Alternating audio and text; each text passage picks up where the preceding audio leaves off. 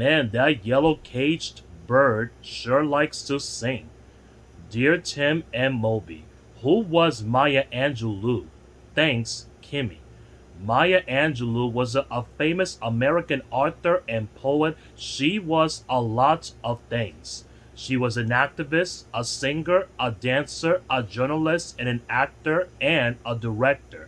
She was born to Marguerite Johnson in St. Louis, Missouri on April 4th, 1928. Her childhood was rough, and as a young girl, she was abused by her mother's boyfriend. And for about 4 years, she wouldn't even speak to anyone except her brother. She moved back and forth between homes, and sometimes she didn't even have a home. For a while, she lived with other homeless children in abandoned cars at a junkyard. I know she even went through some really hard times, but Angelou turned those struggles into a great literature. Her poems and plays and books explore oppression in a lots of different forms. An oppression of black people by white people, and of women by men, and the poor by the rich. Her most famous work is I Know Why the Caged Bird Sings, which was published in 1969. In it, she tells of a story of a young girl named Maya growing up in Arkansas in the 1930s. At the time, the South was segregated. African Americans had to shop in different stores, live in different parts of the town, and even go to different schools. And they were treated like second class citizens in pretty much every other way. Yeah, and it's hard to believe that this wasn't even that long ago. In the book, racism isn't Maya's only problem.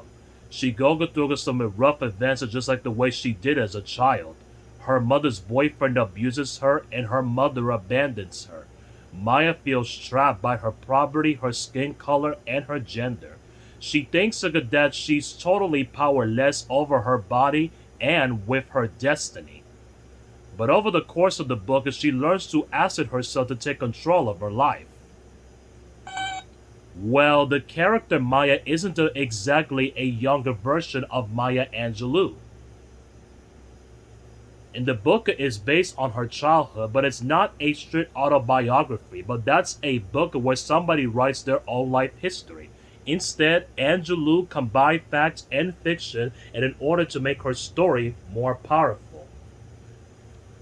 The book also has a shifting perspective, and sometimes the character speaks as an adult and sometimes as a child. And so when you read it, you get two different perspectives on the events of Maya's life. Both versions of the narrator switch in and out of dialect in a way of speaking specific to a certain time and place. Angelou uses the language to evoke the South of the 1930s. Yep, and it was praised by critics and became a huge bestseller. She followed it up with five more autobiographical novels that cover for the rest of her life and several volumes of poetry. One called Give Me a Cool Drink of Water Before I Die was nominated for the prestigious Pulitzer Prize. Angelou had a career in film and television, writing screenplays and directing films and appearing TV programs. She's been even nominated for Tony and Emmy Awards for acting. And in 1993, she read her poem on the pulse of the morning at President Bill Clinton's inauguration. She became the first African American and the first woman but to receive this honor. And in 2010, she accepted the medal from Barack Hussein Obama, the country's first African American president. At the end and of her life, Angelou never slowed down. She was finishing a new book before her death in 2014.